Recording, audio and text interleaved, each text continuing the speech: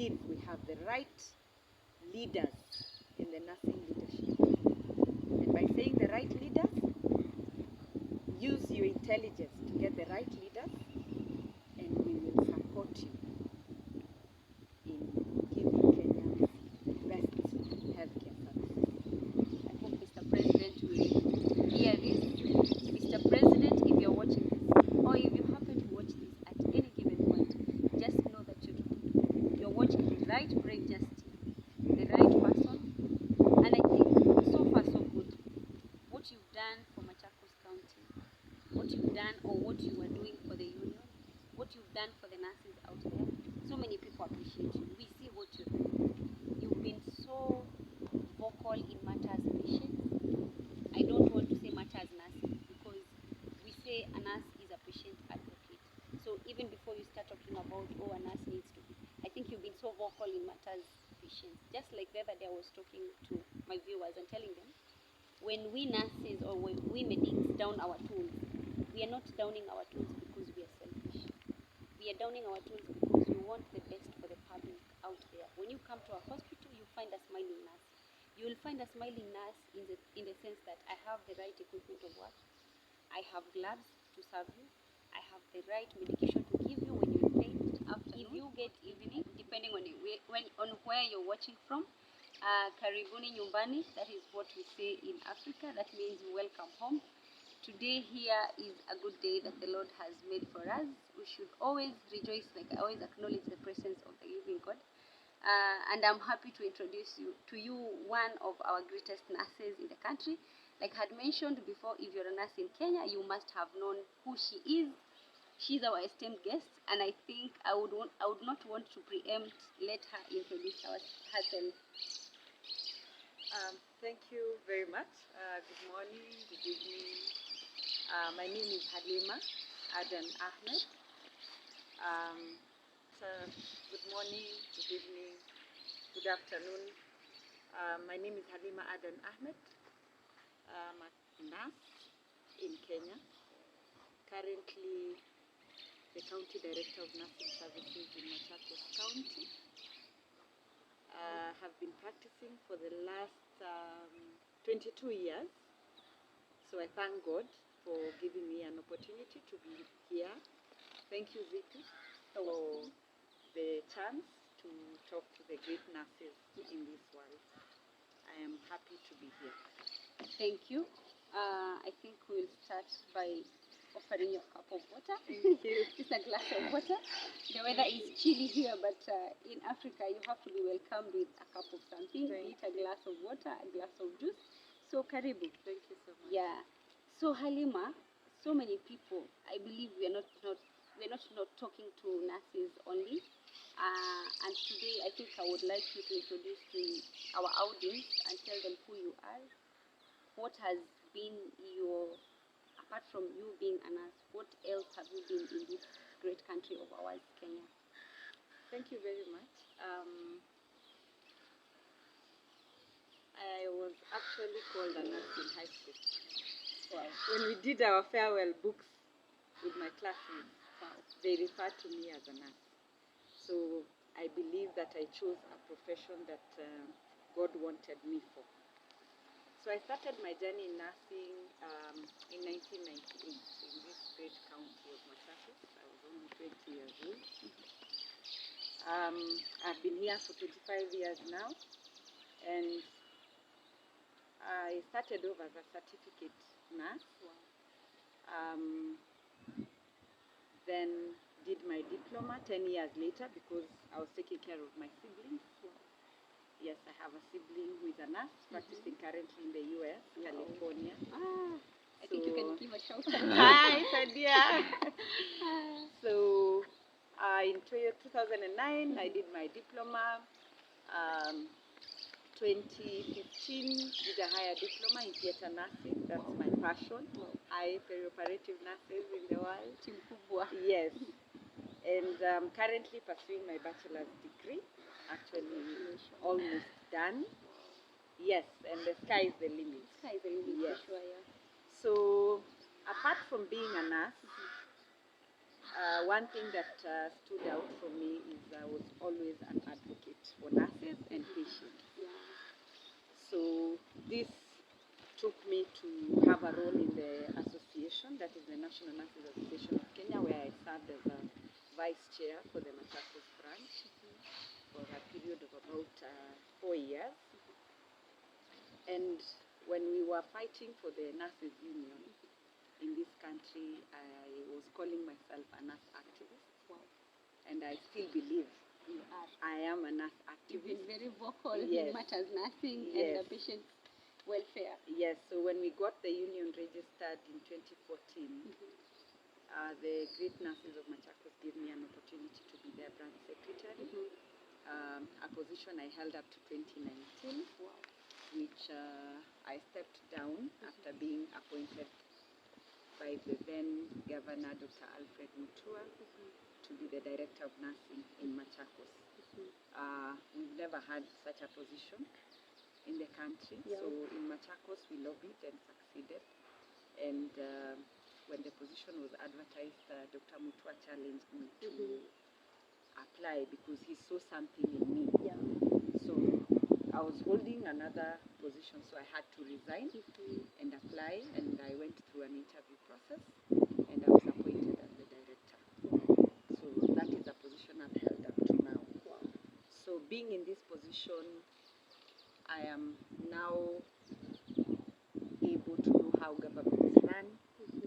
I am able to know and expand my role in advocacy for nurses and patients, because you have to be in the top management in running the department. Sure.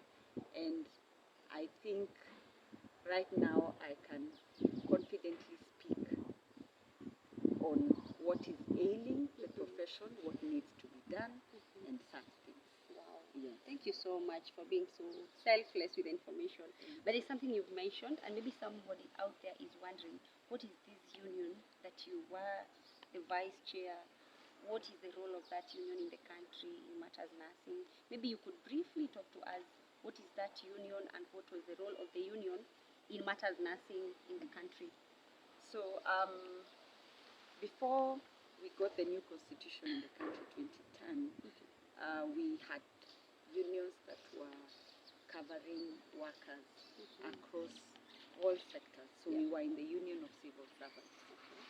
That is nurses now. Yes, nurses were in the Union of Civil Servants. And civil servants meant everybody working for all the ministries in government. Okay. So in 2010, Kenya got a new constitution, and in the constitution there was an article, I think it's Article 41, that gives all workers the right to belong to a registered employer. So the role of the union is to take care of the welfare of nurses and be a bridge between the nurses and the employer, and really put out there the contribution of nurses to the economy of this country and to the care of Kenyans, because for the economy to grow, we need Kenyans who are healthy. And nurses, by the virtue of their practice, our role is on preventive, promotive, and curative. Sure. Nurses are supposed to be in a health facility for 24 hours, 365 days. Yeah. You will find nurses from the highest level, that is level 6, down to the community level 1. So the role of the union now is to give people out there don't know what nurses do. Yeah. So unions are supposed to demonstrate that key role that nurses play, and also demonstrate the pay that they are supposed to get, and continuously fight for nurses so that we are remunerated equally across all countries. But it is the other way around. Yeah. We got a union, but I would confidently say that we are not represented the way we would like to be represented. So We're not yet there. it's a challenge to the leaders to do a self-analysis, look at why the union is there, and find out if they are doing the right thing, and if they are not doing it, there is still time to ensure that they play their role very well, so that nurses feel appreciated, because what is happening currently in the country, all our good nurses are leaving the country. Before we get there, Yes. because we will get there, Mm. you've mentioned something. Thank you so much for that. You've elaborated so well. What is a union? What are the roles of that union? Where we are as the country as of now with the roles of a union. There's something that you've mentioned. Like me personally, being a nurse, growing up, I used to see medics down their tools and go to the strike. You've mentioned the same as of now. Nowadays, we don't see people going on strike. Like, we don't go on strike like it used to be a long time ago. What happened? You being the current director of nursing in Machakos County, why are your nurses not downing their tools? There has been a few strikes. Mm-hmm. I would mention the 2017 strike, Mm-hmm. a strike that took around 5 months. Wow. And nurses were united with that cause. And after the strike, there was a return to work agreement with the government then, Yeah. that gave nurses a few benefits which have never been followed. No one has ever followed that. So nurses got opportunity. There has also been wrangles within the nursing profession between the leadership. I would say that has interfered with because when people go on strike, strikes are not usually the best option. Yeah, sure. But when unions go on strike, it means doors are closed. And when they go on strike and the doors are open and there's an agreement with the government, it is the obligation of the leadership of the union to follow up and ensure that the agreement is honored. So from that strike, nurses got affected. Some nurses in some counties were not some have had motivated. Yeah. So the unity that we had then is not there. This is a union that we got through the courts, and the leadership that is there was there as interim, and they still forced themselves to be there Wow. Up to today, almost 10 years 10 later. years later, since 2010. Yes, nurses have never gotten an opportunity to elect their leaders. So, in short, we missed something, and until the day leaders decide to be selfless and let nurses elect their own leaders and put them to task to serve them, we will have to go back again. So Halima, what I'm getting from you is, even if nurses went on strike, the one that lasted for quite, you said 5 months, right? Yes, yes. Still nothing happened. It was not a successful strike. Yet you said earlier on that we have a union as nursing, Yes. which is supposed to cater for such kind of events and occurrences in nursing field. So what happened, or what happened? Does it mean that the union that is there currently is not up to date with what is happening on the ground in matters nursing, or what is your opinion as you, Halima?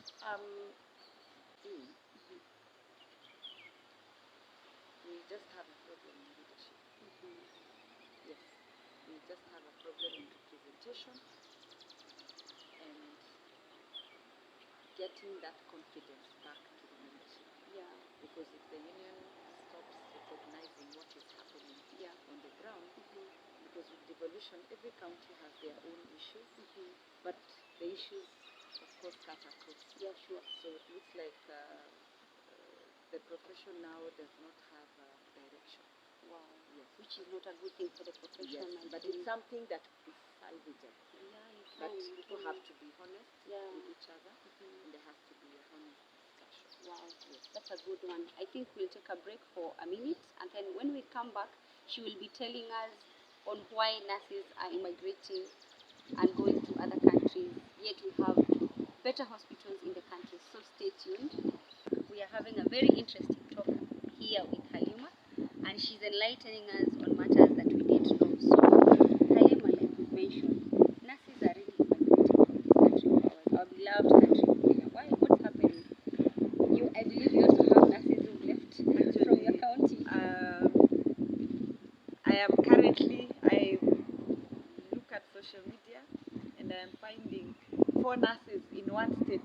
Machakos Actually, having a you get mentioned, together. you mentioned your sister is Yes. not in Kenya. Yes. So, and we are actually not just losing nurses, we are losing Wow. Yes. Top electric. You Yes, had the that. good ones. The best of the best. The best. I'm not saying the ones who are left behind Of are not the course. best, On a light but note. even they are still living. Yeah. I was with a friend from MTRH and KNH, even KUTRH, and I'm told the people on the waiting list in one facility could even be 150 to 100 or to 200 Yeah, nurses. it's true. So I'll give statistics for Machakos.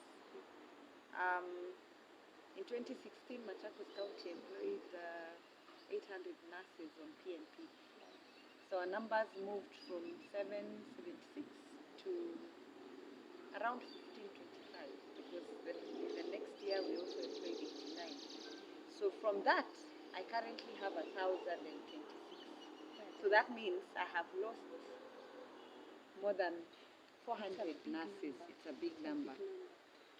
So, and the story is there across the Where are they country. going? They're going to the US, Oh, to the UK, and to Australia, to Canada. Yeah.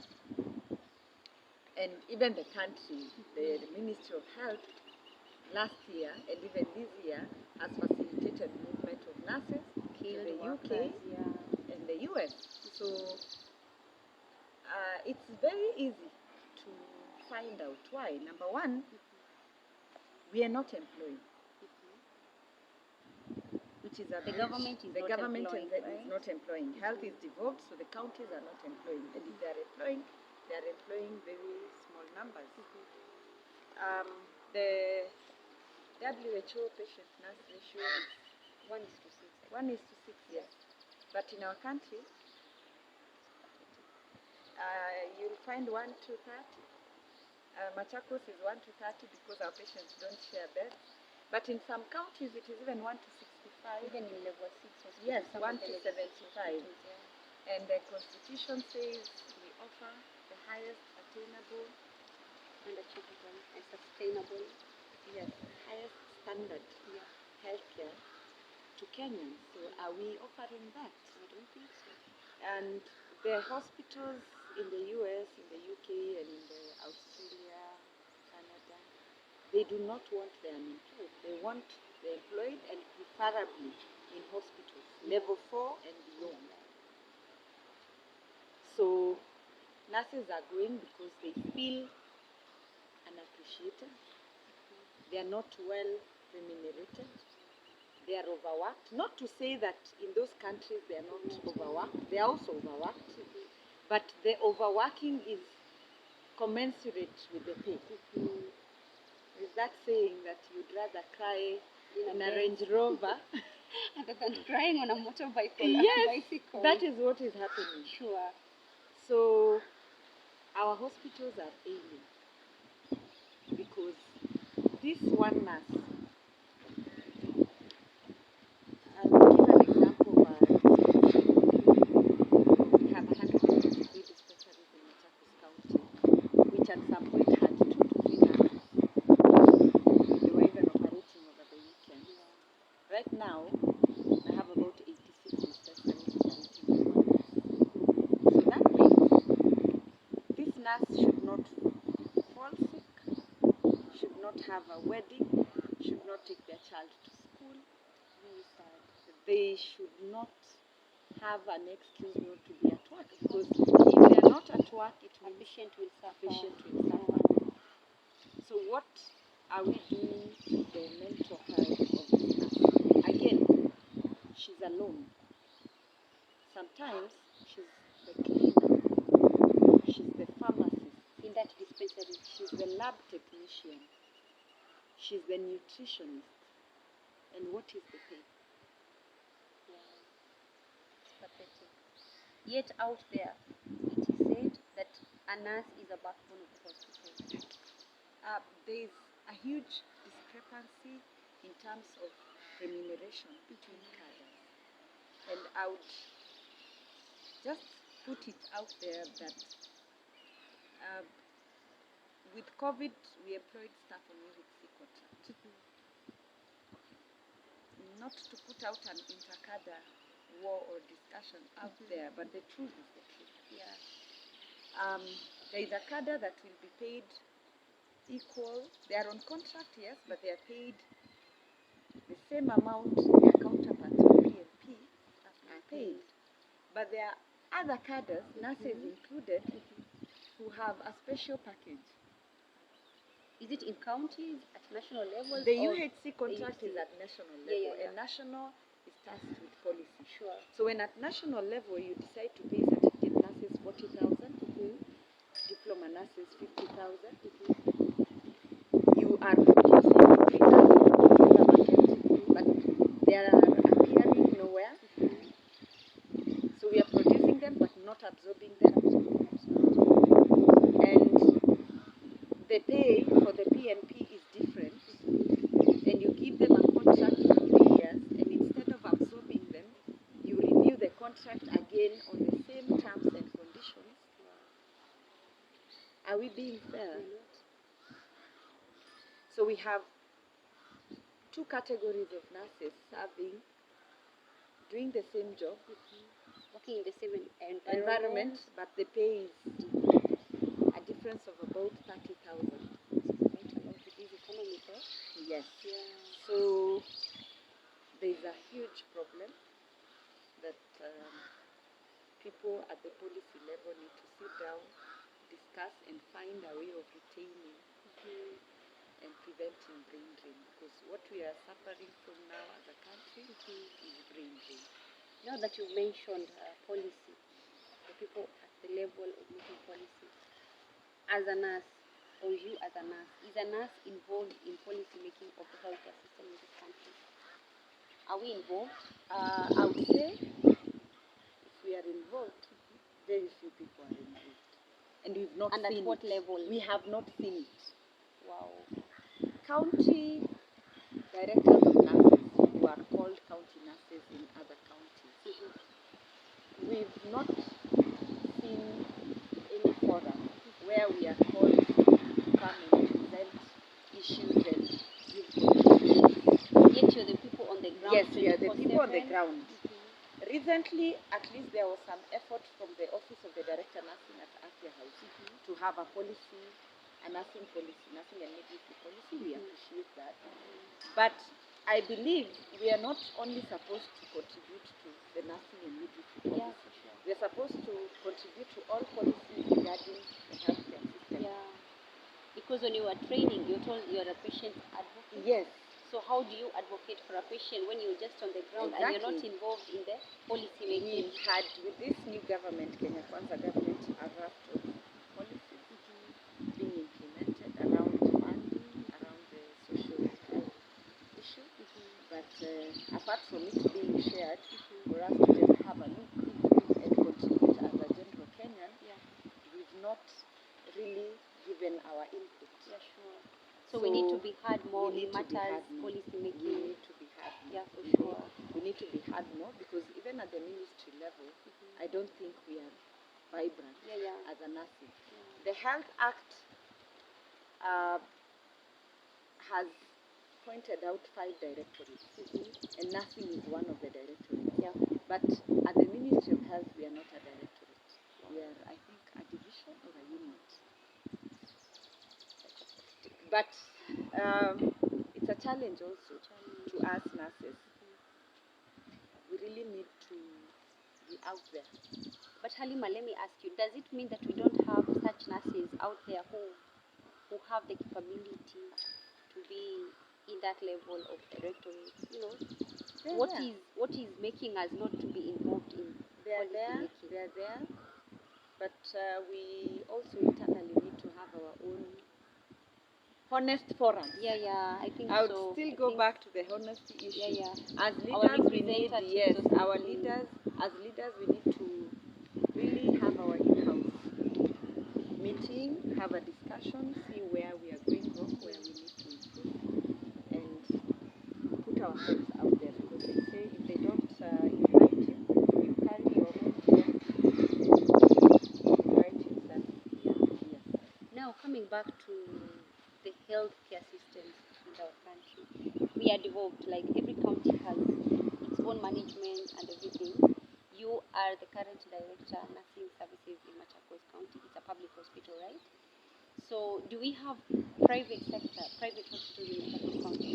What is the state of private sectors in Machakos County as compared to the state of public hospitals in Machakos County before we go to the national level? We are in a developing country. Of course, majority of the consumers of healthcare from the community, so they cannot afford to go to the private sector. The middle level with insurance will go to the private sector. So the huge numbers will come to the public sector. There are a lot of efforts towards improving the health sector, including even having regulations. The major challenge from our end in the public sector is because without proper funding, then we are not able to. And when I say funding, we have the workforce. Yes, it's numbers, training numbers. But again, workforce is one issue, but what kind of a service are we offering to the public? Do we have everything that we need as working tools, as non-pharmaceuticals, as pharmaceuticals, as medical equipment? The budgetary allocation is quite very minimal vis-a-vis the needs. Discussions are being held towards improvement, but we are not yet there. I would say, to compare government and private, hospitals are called hospitals because of one major issue that people always forget, the hospitality aspect. It's like a hotel. When you're bringing people to a health facility for services, and I would now try break the preventive part and curative part. There are a lot of efforts from the Ministry of Health to focus on preventive. There's a lot of support to primary health care, which is very good. Level 1, the community health promoters. But you cannot focus on the community health promoters when you don't have enough community health nurses to empower the community health promoters and support them.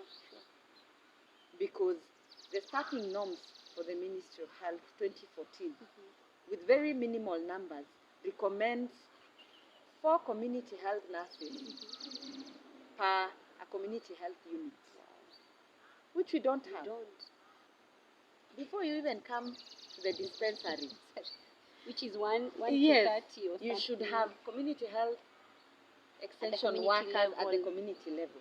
Now we have community health promoters with gadgets, with bag, with drugs, with everything. But who is supposed to support these community health promoters?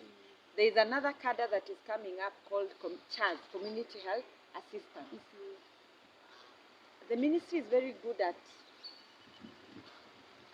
doing policies, but the enforcement bit is a problem. The community health assistants were supposed to be employed by counties. There is a lot of unemployment and corruption in this country. So most counties put in their kin, relatives, who do not even have a health background. They're just there because they need a payslip or something. So those are the ones who are supposed to support them. So where is quality? So we really need to look at community health strategy afresh. That's where now a nurse is supposed to be there. Yes. Policy making, because they are the ones to advise. Yes. Because what we they understand what's on the ground. Yes, the wish for the government, for the role of the community health promoters, which is a very good thing because they will be linked to the healthcare Yeah. workers. And for this purpose, we have public health officers, we have nutritionists and nurses who are supposed to team up and empower the community health promoters. And if we want the CHARS, then we still have nurses who are unemployed, Out there. So who are many. doing the certificates. there's We so have many. public health officers who are unemployed. So many. They can still play this role for quality purposes so that we win on the preventive aspect. So when we come to the curative, now there is a budget that needs to take care of drugs, the diagnostics, the non-pharmaceuticals, the equipment. Will the budget meet all that? It doesn't. It So doesn't. funding becomes an I'll issue. give an example of my county. Around 4.5 billion is allocated to health, but out of that, 3.5 goes to salaries. So what remains? Around 600 million. Can you divide our budget for non-pharmaceuticals, diagnostics, pharmaceuticals? The need is around 1.6 billion. Now the 600 million, fuel for ambulances, emergency drugs that are not in KEMSA, equipment. We've not cleaned the linen. We do not have enough staff, personnel. It's tight. So, sorry to cut you short. What I'm getting is there is some aspect of corruption in the public sector that is making the healthcare system in our country, not as a county, but in the country in general, to be on the lower side. Yes. And poor funding. Yes. Because you find that you have all it takes to work, but the fundings are not there. They are not enough. So at the end of the we day, are able to generate the funding as health facilities. Yeah. Because like the FIF bill, that is the regulation for FIF that is coming, the bill that is coming, is a very good thing. Yeah. Can we have health facilities be given the autonomy to manage their own funds? Because that is exactly what is happening with the private facilities. Sure.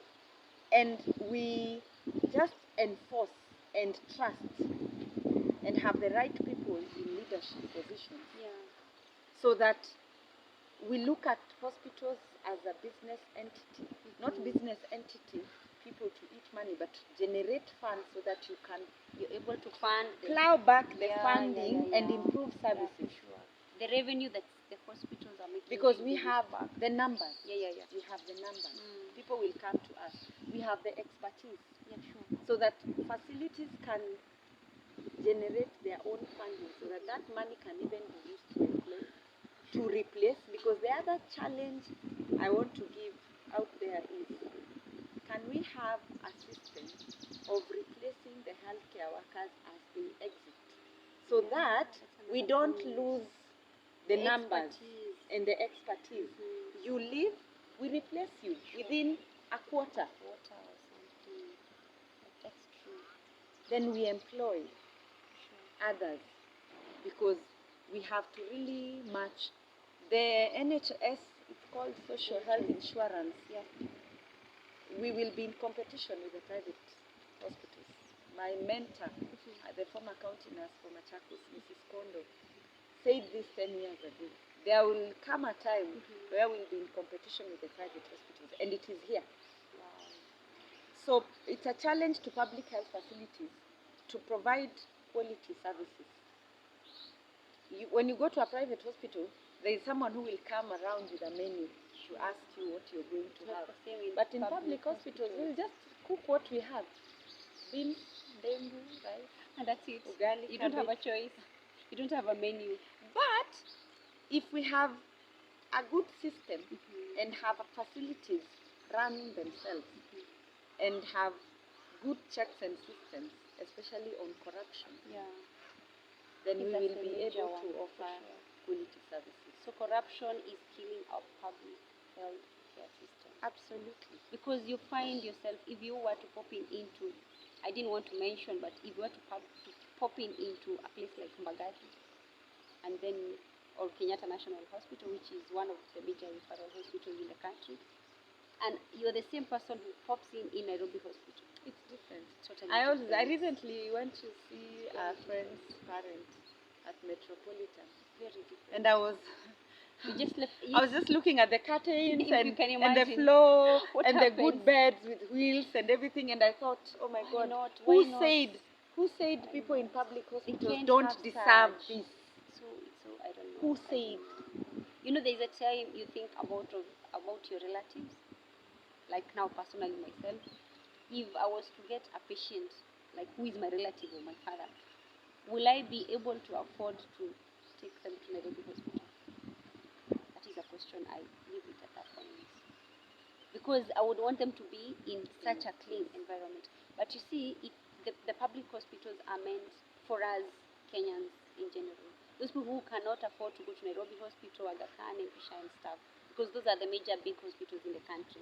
But you find yourself going to Kenyatta National Hospital, Mbagathi, which is not a good state. It's not in good state. So a lot needs to be So done. it's something. There has to be a complete shift in mindset. Because you find that the ratio, first of all, I think the ratio of nurses to patients is quite, it's not as per WHO, it's not as per Kenyan. Not even, I don't know. actually, I don't if know. we were to do a percentage, I Yeah. think we are at 10%. Yes. So can we at least aim at getting it to 40, then gradually to 60, to 80? Just a step by Yes, step. a step by step.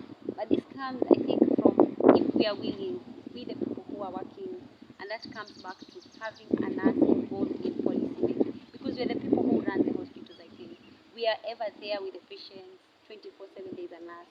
A doctor will come prescribe. And can we even probably pilot with the county? But Machakos has been Can we doing so pilot? well. We'd be glad to I'm pilot. glad and I'm talking to county director, Machakos yes, County. can we pilot? We are given the right resources. Yeah. We believe we have the We right should lobby for leadership that. in place. Yeah. And then we're given the challenge and we'll be a case study For the task, and then we country. see how Yes. it happens. But Machakos has been doing so well.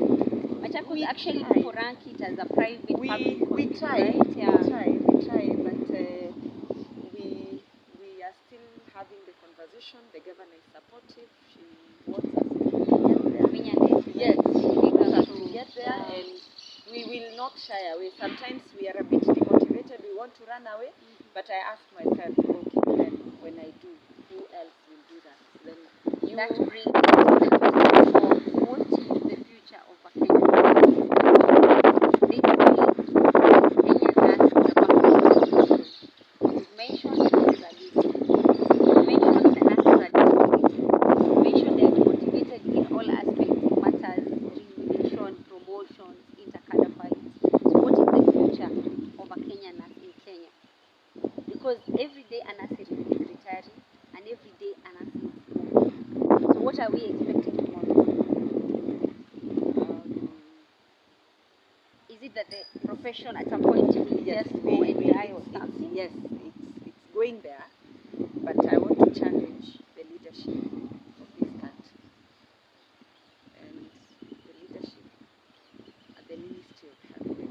And I am glad that the President of this Republic recently mentioned that there is corruption at the Ministry of Health. I'm glad that he mentioned that there is corruption at the Ministry of Health. Can we deal with that corruption? If we deal with that corruption, Mr. President, nurses are willing to support you. We have the greatest brains. We mean well for the profession. We will not ask for kickbacks. Please, please, call nurses. And I believe we have the right leaders in the nursing leadership. And by saying the right leaders, use your intelligence to get the right leaders, and we will support you in giving Kenyans the best healthcare services. I hope Mr. President will hear this. Mr. President, if you're watching this, or if you happen to watch this at any given point, just know that you're watching the right brave justice, the right person. And I think so far so good. What you've done for Machakos County, what you've done or what you are doing for the union, what you've done for the nurses out there. So many people appreciate you. We see what you're doing. You've been so vocal in matters patient. I don't want to say matters nursing because we say a nurse is a patient advocate. So even before you start talking about, oh, a nurse needs to be, I think you've been so vocal in matters patients. Just like the other day I was talking to my viewers and telling them, when we nurses or when we medics down our tools, we are not downing our tools because we are selfish.